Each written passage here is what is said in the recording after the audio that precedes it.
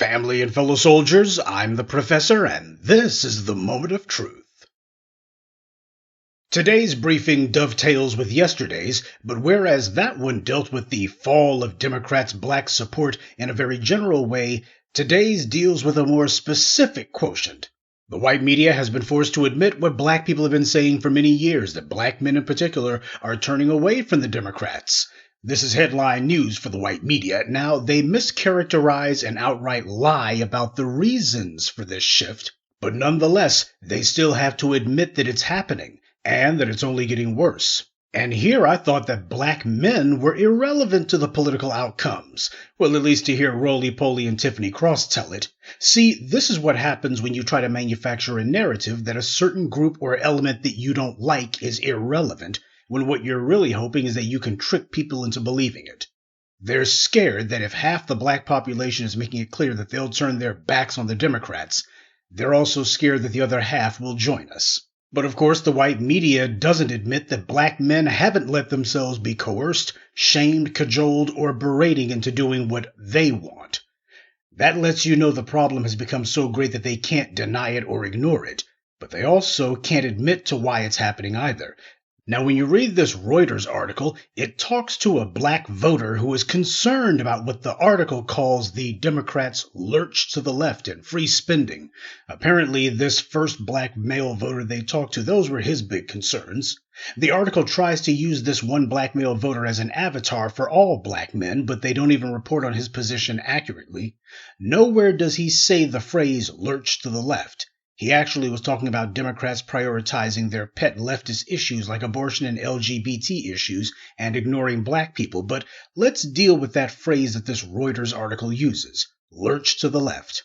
First of all, Democrats haven't lurched to the left, and secondly, that phrase lurch to the left has been used by the white media the last few years almost exclusively to describe how Democrats are spending too much time listening to their own fringe elements.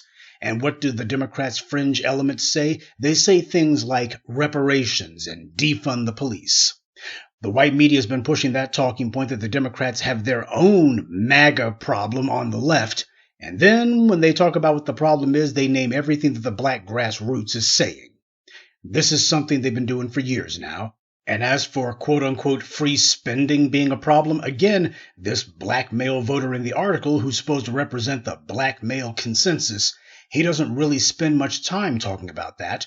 What he says is Democrats are talking about how much they value black votes, but they haven't done anything for us. The article talks about things that black voters and black male voters in particular are upset with Biden about for not having gotten done, and it names things like restrictive local voting laws, police and criminal justice reform, student loan debt relief, and economic empowerment.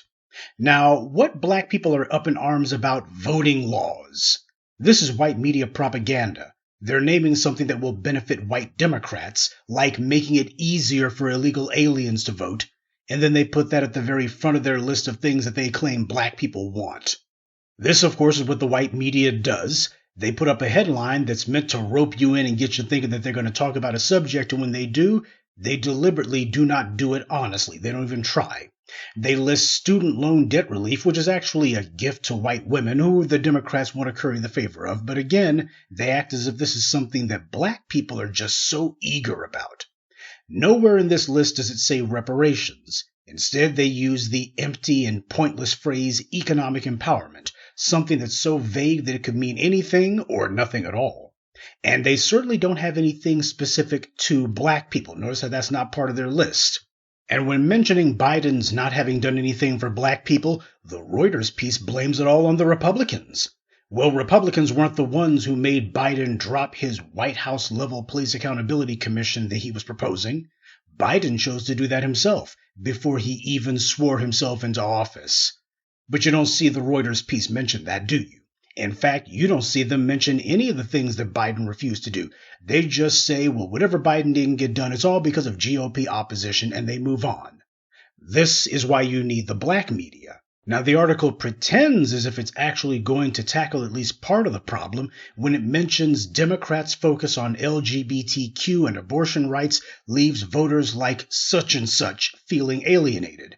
You'll find that this is something of a point that they make throughout the entire article, that basically black men, they're opposed to abortion rights and LGBTQ, and apparently that's what black men's problem is. They spend very little time even talking about anything that might be of interest to black men specific. It's just basically meant to try to say that black men are all becoming Republicans or something. It's part of a doggone narrative. Rather than talk about how the Democrats are ignoring black voters, instead this article simply quotes their generic black male voter as saying that he wished Biden would focus more on the economy. Nothing about reparations, nothing about tangibles for us. That's how you know that this article was being crafted so that it would appeal to a certain audience, and it was meant, though, not to make them scared. The slant of the article is to be that black male voters feel the Democrats are lurching to the left, and want more focus put on the economy, but not on the black community. This article reads like it was written by some sort of moist, anti-black male feminist, whatever you want to call them. That's what this reads like. But they didn't stop there. The Reuters piece also quotes another black man as saying that Democrats' failure to secure widespread student loan relief or legalize marijuana has been disappointing. This is what the Reuters piece wants to tell the world that black men have as our top priorities: student loan relief and legalizing pot. This is what the white media is trying to lie to people about and convince them that this is what black men are most concerned about: student loans and marijuana. Next, you got the part that has them really shook. They buried that in the middle of the article. The black population has grown since 2000, and it's younger than the general population. Though while black population numbers are up, black voter turnout is down 10 percentage points since 5 years ago. So the decline that began during the Obama years has steadily continued. Finally, the Reuters piece ends their disinformation campaign by quoting a DNC PR shill who said, "The DNC is doubling down on our commitment to engaging black voters with meaningful and sustained investments to make sure they know how President Biden and Vice President Harris have delivered for them." Now, of course, this is all a total and complete lie. Biden and Harris have not delivered anything for black voters. They haven't given us anything at all. But the entire point of this little bit of agitprop is you got the DNC lying and dismissing our demands, and the white media wanting to make it out to be some sort of messaging issue. That, oh, well, black men are turning their backs on the Democratic Party. It's because black men, they oppose things like LGBT rights, and they're worked up about abortion. Well, you know, those black men, they're just so Republican when you think about it. They're doing that old gender warring crap, not realizing that played out a long time ago. And they're finishing off their little pack of lies by deciding to dismiss what black people have said.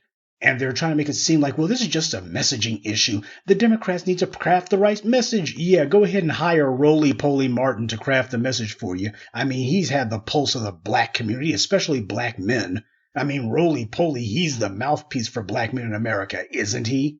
The white media wants to push the lie that the problem is a messaging issue. The Democrats just haven't done a good enough job of telling all these ungrateful black men how much the Democrats have done for them. Well, we just need to tell them, we've been delivering for you. All this stuff you've been talking about, our reparations and punishing the police, you've delivered that, right? Well, we delivered transgender bathrooms and abortion, and we also made sure that there was an Asian hate crime law, and gay marriage got made into a federal law. Well, what about the things black people have been talking about? Oh, yeah, we're working on student debt relief. Well, that's a sop to white women. I'm talking about something for black people. Well, lift all boats, you know. If we're doing things that are good for all of America, well, that includes black people too, doesn't it? This article was disinformation as well. It makes the admission several years late that black men are turning from the Democratic Party, but they lie about the reasons for it. And they don't list what we have repeatedly said our concerns are. That's deliberate.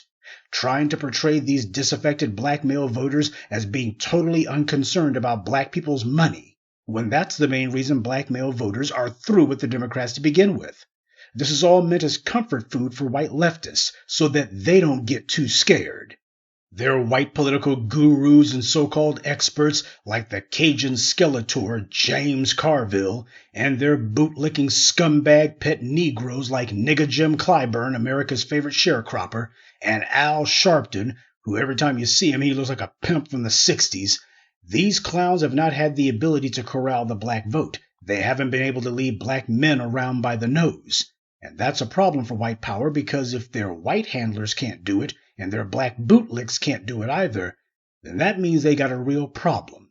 But by lying about what's going on, the white media has only set up those white leftist Democrats for an even worse crisis when the truth becomes completely undeniable. What Reuters is doing is trying to justify a narrative that black people in particular, and black men in specific, are not concerned about tangibles for ourselves. We're concerned about inflation or unspecific gibberish about the economy. Well, Reuters is one of the white media's most notorious anti-black mouthpieces. Being the white media, they're incapable of telling the truth. So I will. Now, let me tell you what this is not about. This is not about getting a pat on the head or some attention. Black men are not looking for emotional pampering. When the white media says that black voters are the most loyal constituency for the Democrats, that's not a compliment. You know what else is totally loyal? A dog. When they pat black folks on the head, that's what they're doing. That's what they're treating us like. A pet Negro. Voting is not about phony praise or pats on the head. It's about business. It's a transaction.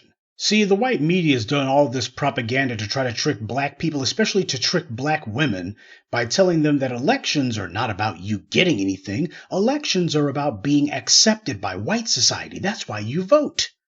You vote so you can get Biden to lie through his crooked teeth and say that he's got your back. Or so that some white cable host can give you some insincere flattery. Well, as far as I'm concerned, they can keep their praise. I can't pay my bills with that. And you can forget about the pat on the head, too. I can't put that in my bank account either. If the political discussion isn't about putting something of monetary value in my hands, or about punishing those who attack, undermine, or otherwise stand between me and the power I'm supposed to have, then it's a waste of time. The entire reason you vote is so that the people you put in office will pay you back through policy. Policies that are advantageous specifically to you. Instead, we put them in office, and they help everyone except for us, and they go out of their way to show us disrespect. You have not and will never see Kamala Harris or any other Democrat telling the LGBT community or the Jewish community or the Hispanics or the Asians or the Red Indians or the white women that they're not going to do something that only benefits them. Kamala Harris would never do that to these other groups. But she was bold in rolling her empty head and defiantly telling black people she's not going to do anything for us. And to this day, that heifer has never apologized or even said what she's going to do for black people, and we're supposed to vote for that? Take a look at what the Democrats have politically. It's all been because of the black vote and no one else. If it wasn't for black voters flipping some seats back in 2020, Democrats would still be in the political minority in the Senate, and right now the GOP would control both houses of Congress. Georgia. It's no accident that Democrats managed to get control of the Senate exclusively because of the black voters in that state. Black voters were the ones who put Warnock and Ossoff into office. And Democrats have captured the Michigan governor's office and the entire Michigan legislature because of black voters. We were the ones who handed them back control of the state legislature and the governor's office for the first time in decades. We did that. And the bastards have shown us absolutely no gratitude. Now, there's also a lesson in this for black women. Notice that you don't see black men saying that black women are irrelevant or pulling any asinine gender-warring men's rights nonsense or any bullcrap about black men are the mule of the world, etc. As black men, we know that there's a difference between psychological masturbation and actual leverage. Black men are saying what we require in order to get our vote. Reuters doesn't have to report on it. We know that it terrifies the hell out of them to even hear it. This is what black women must do anytime the white media wants to do some phony praise about black women as the backbone of the Democratic Party. As soon as they say that, every black woman within earshot is supposed to immediately respond, and what have we gotten for all of our loyalty? Anytime somebody decides to call themselves petting you on the head like you're supposed to be their puppy, the first thing you're supposed to do is to bite the hand that's not feeding you. Votes are supposed to be given in exchange for policy. That's the point of having an election. But we have a traitor class within our community who sold out to the enemy a long time ago, and their job is to show that they can corral black people and get us to vote for their white paymasters and get nothing in return. But we need to understand that these bootlicking, backstabbing Negroes who white power puts in front of us sold their souls to the devil, and they don't care about us. In fact, they don't actually care about their own longevity. They're like creatures who just basically can't think beyond today. They believe because they're so low down and cowardly and dirty, and because they have no skills other than kissing white supremacist behinds, that the rest of us are the same way. But we're not. Democrats have mastered giving insincere praise in order to con gullible Negroes into towing the line for them.